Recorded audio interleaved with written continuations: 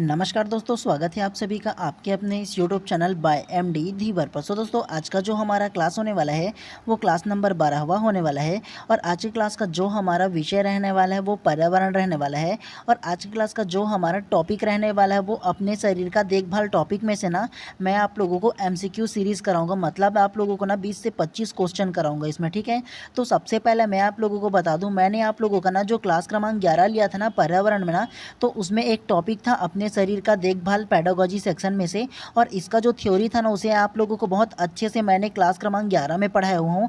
और इसी टॉपिक में से ना अब आप लोगों को ना मैं ना जो इसका जो एमसीक्यू सीरीज़ है, मतलब सेम टॉपिक पर जो इसका एमसीक्यू बन सकता है जो क्वेश्चन ना, उन सारा चीज़ को आज की क्लास में पढ़ेंगे, ठीक है। तो ये सारा चीज़ों को ना मैं आप लोगों को बहुत अच्छे से क्लास क्रमांक 11 में पढ़ा दिया हूँ, ठीक है। और नहीं पढ़े होंगे ना, मतलब नहीं देखे होंगे ना, तो सबसे पहले आप लोग ना क्लास क्रमांक 11 को देख लीजिए, पहले थ्योरी को अच्छे से पढ़ लीजिए। और अगर एक बार उसे अच्छे से पढ़ लोगे ना, उसके बाद जब आप लोग एमसीक्यू सीरीज़ लगाओगे, मतलब क्वेश्चन को करोगे ना, तब आप लोगों को बेहतरीन तरीके से तैयारी हो पाएगा। और बहुत अच्छे से ना आप लोग बिना उत्तर देखे आप लोग खुद से आंसर दे पाओगे, ठीक है। तो इसीलिए ज़्यादा ज़रूरी है कि सबसे पहले आप लोग थोड़ा सा ना थ्योरी पढ़ लो, और थ्योरी के बाद ना उसी टॉपिक पर फिर हम लोग एमसीक्यू करेंगे, तो बेहतरीन तरीके से आप लोग आंसर दे पाओगे, ठीक है। और आप लोगों की समझने का लेवल जो रहेगा वो नेक्स्ट लेवल टाइप से रहेगा, ठीक है। बहुत अच्छे से आप लोगों को तैयारी हो पाएगा।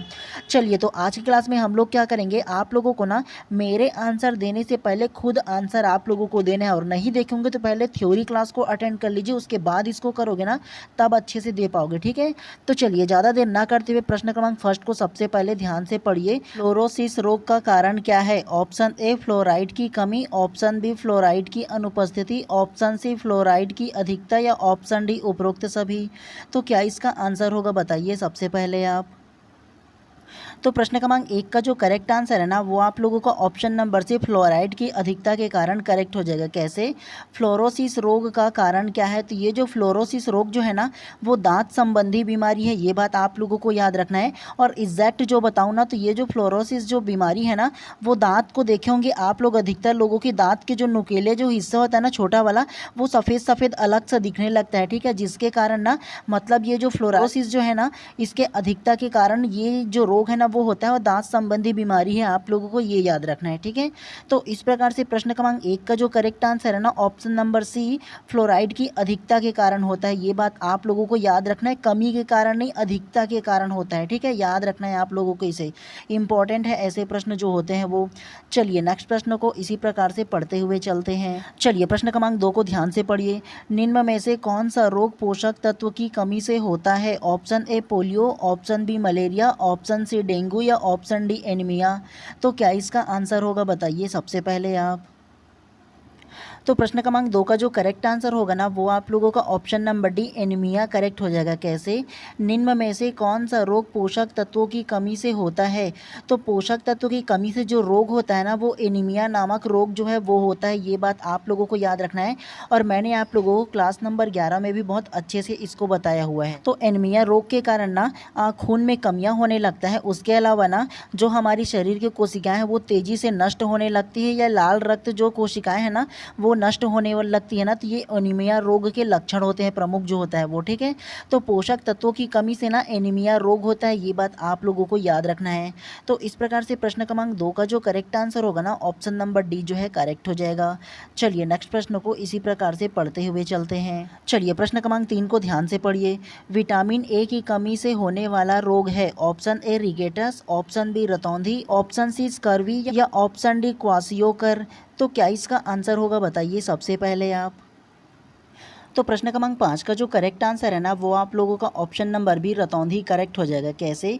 विटामिन ए की कमी से होने वाला रोग है, तो विटामिन ए की जो कमी से जो रोग होता है ना वो रतौंधी नामक रोग होता है, ये बात आप लोगों को याद रखना है। उसके अलावा ऑप्शन नंबर ए रिकेटस जो बीमारी है किस विटामिन की कमी से होता है ये जान लो। तो ये जो रिकेटस नामक जो बीमारी है वो विटामिन डी की कमी से होता है, ये बात आप लोगों को याद रखना है। उसके अलावा ऑप्शन नंबर सी स्कर्वी जो है ना वो विटामिन सी के कारण होता है। ये जो विटामिन सी सी के कारण ना स्कर्वी नामक रोग होता है, ये बात आप लोगों को याद रखना है। विटामिन ए की कमी के कारण रतौंधी बीमारी होता है, विटामिन डी की कमी के कारण रिकेटस होता है और विटामिन सी के कारण ना स्कर्वी नामक बीमारी होता है। तो ये विटामिन और विटामिन के कमी के कारण होने वाले जो बीमारी है उसके नाम को आप लोगों को याद रखना है, ठीक है।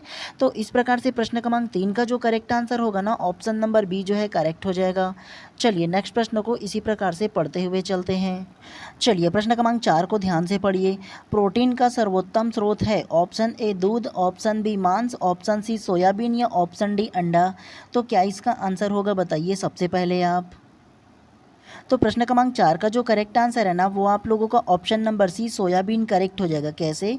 प्रोटीन का सर्वोत्तम स्रोत है, तो प्रोटीन का जो सबसे ज़्यादा सर्वोत्तम स्रोत है वो सोयाबीन है, जिसे आप लोग सब्जी में सोया बड़ी जो बोलते हैं वो, या सोयाबीन का जो बीज होता है वो, दोनों के दोनों ना प्रोटीन का सर्वोत्तम स्रोत रहता है। ये बात आप लोगों को याद रखना है। दूध, मांस, अंडे से भी ज़्यादा प्रोटीन किस में रहता है? तो वो सोयाबीन में रहता है, आप लोगों को याद रखना है। तो इस प्रकार से प्रश्न क्रमांक 4 का जो करेक्ट आंसर है ऑप्शन नंबर सी जो है करेक्ट हो जाएगा। चलिए नेक्स्ट प्रश्न को इसी प्रकार से पढ़ते हुए चलते हैं, तो आप लोग ध्यान से इसको भी पढ़ते हुए चलिएगा, ठीक है। चलिए प्रश्न क्रमांक 6 को ध्यान से पढ़िए। धूम्रपान से होने वाला प्रमुख घटक है ऑप्शन ए तपेदिक क्षय, ऑप्शन बी कैंसर फेफड़े का, ऑप्शन सी अल्पसर या ऑप्शन डी अनिद्रा। तो क्या इसका आंसर होगा बताइए सबसे पहले आप। तो प्रश्न क्रमांक 6 का जो करेक्ट आंसर होगा ना वो आप लोगों का ऑप्शन नंबर बी कैंसर फेफड़े का करेक्ट हो जाएगा। कैसे? धूम्रपान से होने वाले प्रमुख घटक है बोला है ना, तो धूम्रपान से जो होने वाले प्रमुख घटक है वो कैंसर होता है धूम्रपान से, ठीक है, क्योंकि फेफड़े में सीधा सीधा इसका जो धूम्रपान है उसका धुआं जाता है। मतलब अगर कि बीड़ी पीता है, अगर उसके अलावा गांजा वगैरह कुछ भी ऐसे ना जो धुआं को अंदर खींचने वाला जो नशा होता है ना वो करता है ना, तो सीधा सीधा फेफड़े में उसका जो गैस है ना वो जाता है, मतलब उसका धुआं जाता है, जिससे कैंसर जैसे गंभीर बीमारी हो सकता है, ठीक है।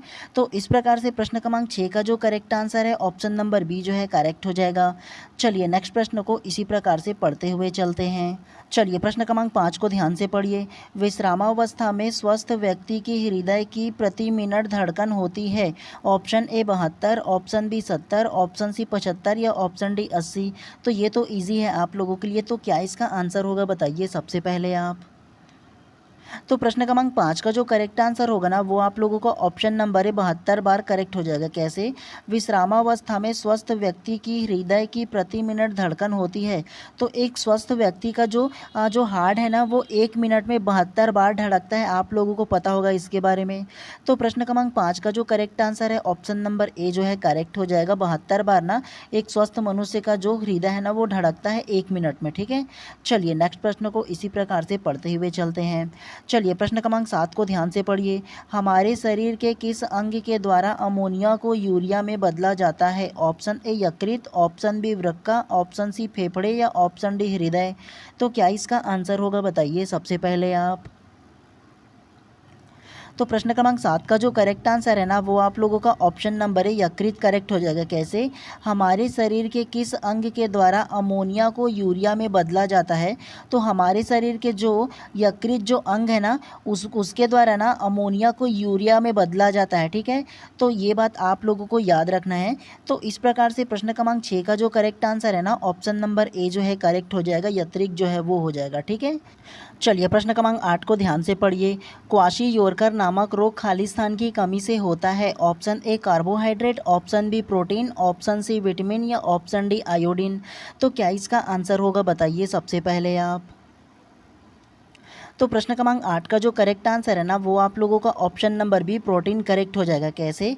क्वाशीयोरकर नामक रोग किसकी कमी से होता है, तो ये जो क्वाशीयोरकर नामक बीमारी है ना वो प्रोटीन की कमी से होता है, ठीक है। मतलब ये बीमारी नहीं है, ये जो क्वाशीयोरकर जो है ना वो एक प्रकार की कुपोषण है। क्या है? तो एक प्रकार की कुपोषण है, ठीक है। और अधिकतर ये जो कुपोषण है ना वो गरीब देशों में देखा जाता है। मतलब खाने पीने की जो अधिकतर कमी होता है ना, प्रोटीन की कमी होता है ना, तो लोगों में अधिकतर कुपोषण का शिकार हो जाते हैं। और ये जो कुपोषण है ना उसे क्वाशीयोरकर नामक रोग के नाम से जाना जाता है, और ये प्रोटीन के कमी के कारण होता है, ठीक है। तो इस प्रकार से प्रश्न क्रमांक 8 का जो करेक्ट आंसर है ना ऑप्शन नंबर जो बी है वो करेक्ट हो जाएगा। चलिए नेक्स्ट प्रश्न को इसी प्रकार से पढ़ते हुए चलते हैं। चलिए प्रश्न क्रमांक 9 को ध्यान से पढ़िए। चावल को पॉलिश करने पर कौन सा विटामिन नष्ट हो जाता है ऑप्शन ए स्कॉर्बिकल अम्ल, option B calciferol, option C thyroxine या ऑप्शन डी थाइमस। तो क्या इसका आंसर होगा बताइए सबसे पहले आप। तो प्रश्न क्रमांक 9 का जो करेक्ट आंसर है ना वो आप लोगों का ऑप्शन नंबर डी थाइमन करेक्ट हो जाएगा। कैसे? चावल में पॉलिश करने पर कौन सा विटामिन नष्ट हो जाता है?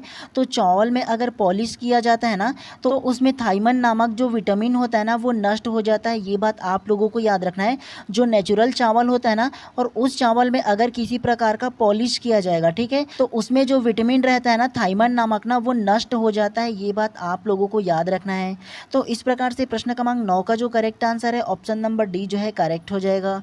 चलिए नेक्स्ट प्रश्न को इसी प्रकार से पढ़ते हुए चलते हैं। चलिए प्रश्न क्रमांक 10 को ध्यान से पढ़िए। लौंग एवं केसर पौधे के किस भाग से प्राप्त होते हैं? ऑप्शन ए जड़, ऑप्शन बी तना, ऑप्शन सी फूल या ऑप्शन डी फल।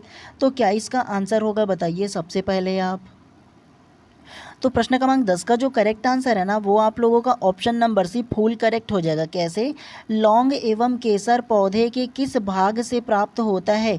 तो लौंग और जो केसर है ना वो पौधे के फूल से प्राप्त होता है। ये बात आप लोगों को याद रखना है। फूल को ही तोड़ करके ये जो लौंग है वो मिलता है और फूल को ही तोड़ करके केसर बनता है। ठीक है, आप लोगों ने केसर के पौधा भी देखा होगा कोई भी इमेज वगैरह में, फोटो वगैरह में, है ना। तो केसर का जो प्राप्त किया जाता है, जो केसर ना वो फूल से ही प्राप्त किया जाता है। ये मत सोचिएगा कि फूल के बाद फल फलेगा उसके बाद मिलेगा, ऐसा नहीं होता। ये जो पौधे का जो फूल है ना उसी से ही डायरेक्ट केसर प्राप्त किया जाता है और लौंग प्राप्त किया जाता है। ठीक है, तो इस प्रकार से प्रश्न क्रमांक 10 का जो करेक्ट आंसर है ऑप्शन नंबर सी जो है करेक्ट हो जाएगा। चलिए नेक्स्ट प्रश्न को इसी प्रकार से पढ़ते हुए चलते हैं। चलिए प्रश्न क्रमांक 11 को ध्यान से पढ़िए। मीना माता रोग प्रदूषण जनित रोग है जो परिणाम है? ऑप्शन ए समुद्र में बिखरे तेल का, ऑप्शन बी वायुमंडल में आर्सेनिक जमा होने का, ऑप्शन सी औद्योगिक पारा अवशिष्ट के पानी में छोड़ने पर, या ऑप्शन डी मनुष्य के कार्बनिक अपशिष्ट को पीने के पानी में छोड़ने का।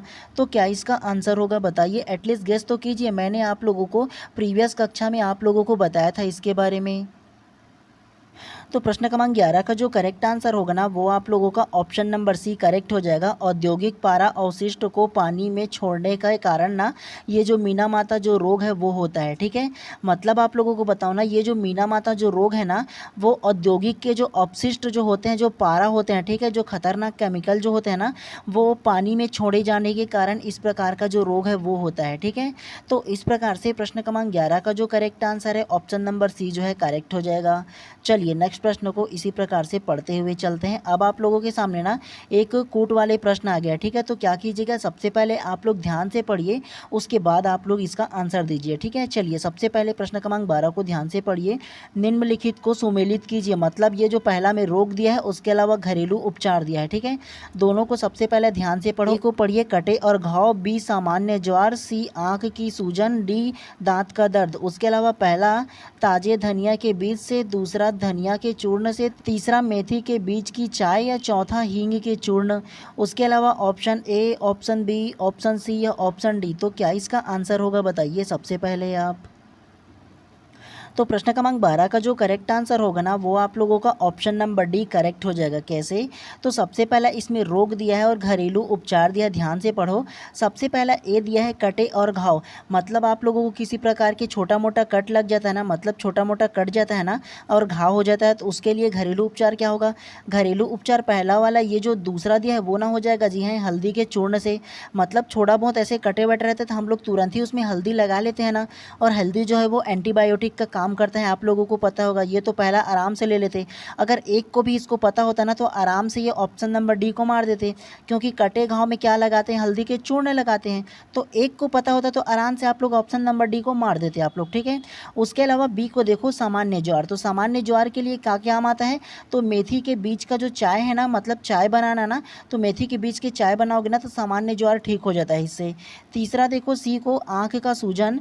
तो आँख की जो सूजन है ना उसके लिए धनिया के बीज से ना जो उपाय है वो किया जाता है। ठीक है, और उसके अलावा डी दांत का जो दर्द है ना उसके लिए हींग के चूर्ण लगता है। ठीक है, मतलब दांत में अगर किसी प्रकार का दर्द हो ना थोड़ा मोड़ा ना, तो हींग का जो चूर्ण है ना उसको लगाने से, उसको दांत में रखने से ना वो ठीक हो जाता है। ठीक है, तो इस प्रकार से प्रश्न क्रमांक 12 का जो करेक्ट आंसर है ऑप्शन नंबर डी जो है करेक्ट हो जाएगा।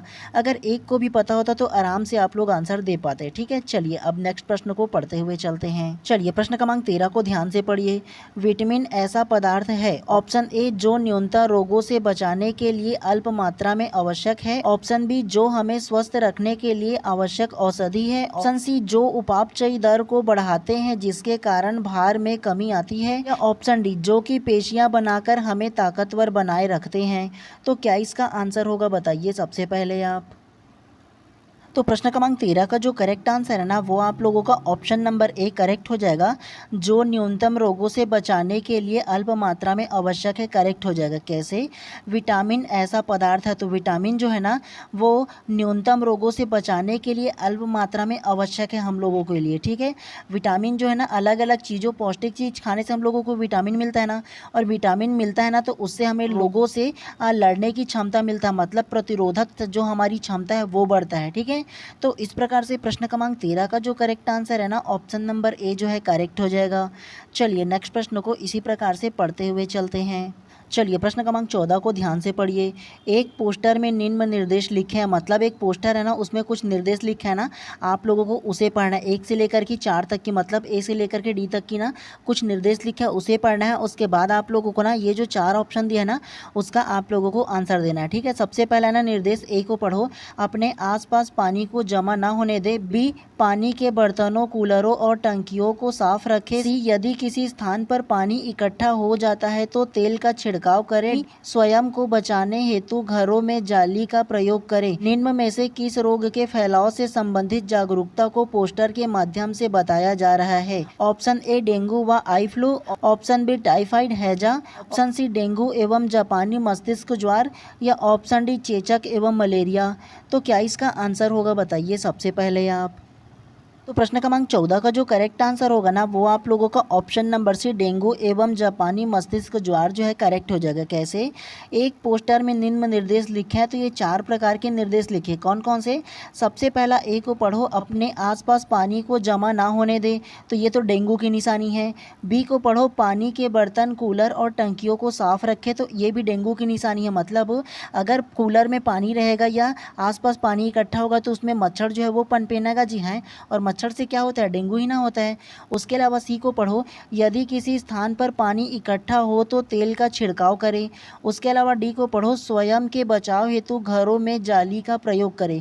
तो ये जो तमाम जो चीज़ें हैं ना वो डेंगू एवं जापानी जो मस्तिष्क ज्वर है ना उसकी निशानी को दर्शाते हैं, मतलब उसको बचाने के लिए उपाय बताया गया है, ठीक है। चारों प्रकार के जो उपाय है ना वो चारों के चारों डेंगू एवं जापानी मस्तिष्क जो ज्वर है ना उससे बचने के लिए उपाय बताया गया है। ये बात आप लोगों को याद रखना है, ठीक है। तो इस प्रकार से प्रश्न क्रमांक 14 का जो करेक्ट आंसर है ऑप्शन नंबर सी जो है करेक्ट हो जाएगा। चलिए नेक्स्ट प्रश्न को इसी प्रकार से पढ़ते हुए चलते हैं। चलिए प्रश्न क्रमांक 15 को ध्यान से पढ़िए। विटामिन ए किसमें सबसे अधिक होता है? ऑप्शन ए अमरूद, ऑप्शन बी गाजर, ऑप्शन सी नींबू, या ऑप्शन डी सेब। तो क्या इसका आंसर होगा बताइए सबसे पहले आप। तो प्रश्न क्रमांक 15 का जो करेक्ट आंसर है ना वो आप लोगों का ऑप्शन नंबर बी गाजर करेक्ट हो जाएगा। कैसे? विटामिन ए किसमें सबसे अधिक होता है? तो विटामिन ए जो है ना सबसे ज़्यादा गाजर में होता है। मैंने आप लोगों को क्लास क्रमांक 11 में थ्योरी में पढ़ाया था। तो इस प्रकार से प्रश्न क्रमांक 15 का जो करेक्ट आंसर होगा ऑप्शन नंबर बी जो है करेक्ट हो जाएगा। विटामिन ए जो है ना वो गाजर में सबसे ज़्यादा होता है, ये बात आप लोगों को याद रखना है, ठीक है। चलिए प्रश्न क्रमांक 16 को ध्यान से पढ़िए। वह शब्द समूह जिसमें शब्द घनिष्ठ रूप से संबंधित है। ऑप्शन ए लौह, हीमोग्लोबिन, एनीमिया, आंवला, ऑप्शन बी मच्छर, मलेरिया, एनीमिया, लौह, ऑप्शन सी लौह, मलेरिया, एनीमिया, रक्त, या ऑप्शन डी मलेरिया, एनीमिया, मच्छर, रक्त। तो क्या इसका आंसर होगा बताइए सबसे पहले बात। ये तो दिमाग वाली बात है, मतलब ट्रिक वाली बात है। तो क्या इसका आंसर होगा बताइए सबसे पहले आप। तो प्रश्न क्रमांक 16 का जो करेक्ट आंसर है ना वो आप लोगों का ऑप्शन नंबर बी करेक्ट हो जाएगा। मच्छर, मलेरिया, एनीमिया, लौह जो है ना करेक्ट हो जाएगा। कैसे? वह शब्द समूह जिसमें शब्द घनिष्ठ रूप से संबंधित है, मतलब ये चारों जो शब्द दिए हैं ना वो आपस में घनिष्ठ रूप से संबंधित है बोला है। मच्छर जो है, मच्छर के काटने से क्या होता है? मलेरिया होता है। एनीमिया आप लोगों को बताया था ना कि ये कुपोषण होता है, और ये जो कुपोषण है वो किसके कमी से होता है? लौह आयस की कमी से होता है। मतलब हमारे शरीर में जो प्रमुख खनिज होते हैं ना, जो प्रमुख तत्व होते हैं उसके कमी से क्या होता है? तो ये एनीमिया नामक रोग होता है, ये जो कुपोषण है वो होता है। तो चारों के चारों एक दूसरे से संबंधित हो रहे हैं ना। तो इस प्रकार से प्रश्न क्रमांक 16 का जो करेक्ट आंसर है ऑप्शन नंबर बी जो है करेक्ट हो जाएगा। चलिए नेक्स्ट प्रश्न को इसी प्रकार से पढ़ते हुए चलते हैं।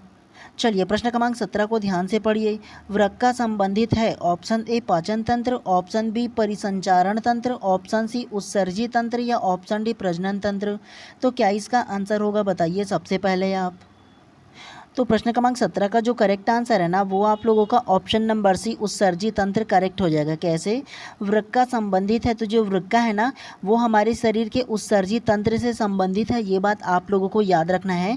तो इस प्रकार से प्रश्न क्रमांक 17 का जो करेक्ट आंसर है ऑप्शन नंबर सी जो है करेक्ट हो जाएगा। चलिए नेक्स्ट प्रश्न को इसी प्रकार से पढ़ते हुए चलते हैं। चलिए प्रश्न क्रमांक 18 को ध्यान से पढ़िए। मनुष्य में एनीमिया रक्ताल्पता का प्रमुख कारण है। ऑप्शन ए प्रोटीन की कमी, ऑप्शन बी कैल्शियम की कमी, ऑप्शन सी लौह तत्व आयरन की कमी या ऑप्शन डी विटामिन ए की कमी। तो क्या इसका आंसर होगा बताइए सबसे पहले आप। तो प्रश्न क्रमांक 18 का जो करेक्ट आंसर है ना वो आप लोगों का ऑप्शन नंबर सी लौह तत्व आयरन की कमी के कारण होता है। ठीक है, तो मनुष्य में एनीमिया का प्रमुख कारण है। तो एनीमिया जो होता है ना उसका जो प्रमुख कारण है वो लौह तत्व आयरन की कमी के कारण होता है। तो इस प्रकार से प्रश्न क्रमांक 18 का जो करेक्ट आंसर है ऑप्शन नंबर सी जो है करेक्ट हो जाएगा। चलिए नेक्स्ट प्रश्न को इसी प्रकार से पढ़ते हुए चलते हैं। चलिए प्रश्न क्रमांक 19 को ध्यान से पढ़िए। निम्नलिखित में से कौन सा प्रोटीन का उत्तम स्रोत नहीं है? ऑप्शन ए दूध, ऑप्शन बी अंडा, ऑप्शन सी समुद्री खाद्य या ऑप्शन डी मूंगफली का तेल। तो क्या इसका आंसर होगा बताइए सबसे पहले आप। तो प्रश्न क्रमांक 19 का जो करेक्ट आंसर है ना वो आप लोगों का ऑप्शन नंबर डी मूंगफली का तेल करेक्ट हो जाएगा। कैसे? निम्नलिखित में से कौन सा प्रोटीन का सर्वोत्तम उदाहरण नहीं है या प्रोटीन का जो सर्वोत्तम स्रोत है ना वो नहीं है बोला है। और प्रोटीन का जो सर्वोत्तम स्रोत जो नहीं है वो मूंगफली का तेल है। तेल से कहाँ प्रोटीन मिलता है जी आप लोग मुझे ये बताओ। बल्कि दूध से प्रोटीन मिलता है, अंडा खाने से प्रोटीन मिलता है, समुद्री खाद्य। समुद्री खाद्य का मतलब है कि समुद्र में पाए जाने वाले जो जंतु होते हैं जैसे मछली वगैरह या अन्य होते हैं ना उन सारी चीज़ को खाने से प्रोटीन मिलता है। ठीक है, तो इस प्रकार से प्रश्न क्रमांक 19 का जो करेक्ट आंसर है ऑप्शन नंबर डी मूंगफली का तेल करेक्ट हो जाएगा।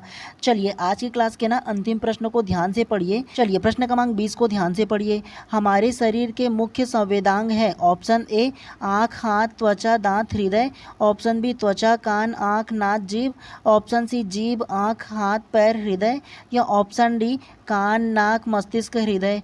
तो क्या इसका आंसर होगा बताइए सबसे पहले आप। तो प्रश्न क्रमांक 20 का जो करेक्ट आंसर है ना वो आप लोगों का ऑप्शन नंबर बी करेक्ट हो जाएगा। त्वचा, कान, आँख, नाक, जीभ करेक्ट हो जाएगा। कैसे? हमारे शरीर के मुख्य संवेदांग हैं। संवेदांग बोला है जी मतलब जिनसे हम लोग इन्फॉर्मेशन कलेक्ट करते हैं। मैंने आप लोगों को बताया था ना थ्योरी पढ़ाते वक्त बताया था कि हमारे शरीर में जो इन्फॉर्मेशन कलेक्ट करने के लिए जो 5 प्रमुख ज्ञानेंद्रियाँ होती है, जो इंद्रियाँ होती है, जिसमें त्वचा होता है। त्वचा से हम लोग स्पर्श करके जानते हैं कि ये क्या चीज़ है। उसके अलावा कान से हम लोग सुन करके जानते हैं, आँख से देख करके जानते हैं, नाक से किसी चीज़ के गंध को पहचान करके जानते हैं और जीभ से स्वाद से जानते हैं कि वो चीज़ एक्चुअल में है क्या बोल करके। तो हमारे शरीर का मुख्य जो संवेदांग है वो ऑप्शन नंबर बी जो है वो करेक्ट हो जाएगा।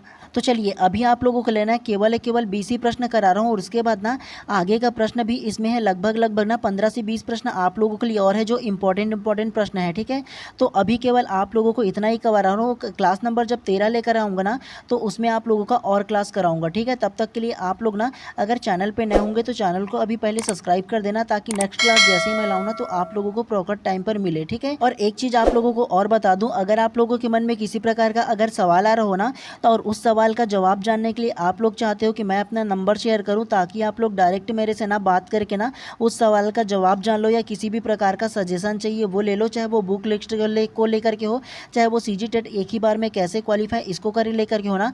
तो क्या कीजिए, सबसे पहले आप लोग इंस्टाग्राम पर जाइए और वहाँ पर सर्च कीजिए बाय MD धीवर करके ना, वहाँ पर आप लोगों को मेरा प्रोफाइल मिल जाएगा और वहाँ पर ना आप लोग कमेंट पर जा करके मैसेज कीजिए कि सर आप अपना नंबर दीजिए बोल करके ना। तो सबसे पहले मैं अपने फ़ोनपे का नंबर दे दूँगा और वहाँ पर आप लोगों को केवल 200 फ़ोन पे करने हैं और उसके बाद ना जो अपना मेरा पर्सनल नंबर है ना उसे आप लोगों को दे दूंगा। तो डायरेक्टली आप लोग ना कभी भी किसी भी समय ना आप लोग ना डायरेक्टली मेरे से कॉल करके बात कर सकते हो और किसी भी प्रकार के ऐसा सजेशन चाहिए हो ना तो वो ले सकते हो। ठीक है, और ऐसा जो रिक्वायरमेंट है वो करने का एकमात्र मतलब ये है कि जिसको विशेष आवश्यकता है केवल उन्हीं लोगों के लिए है। ठीक है, तो एक बार सोचिएगा आप लोग ज़रूर। चलिए मिलते हैं इसी प्रकार से नेक्स्ट क्लास में।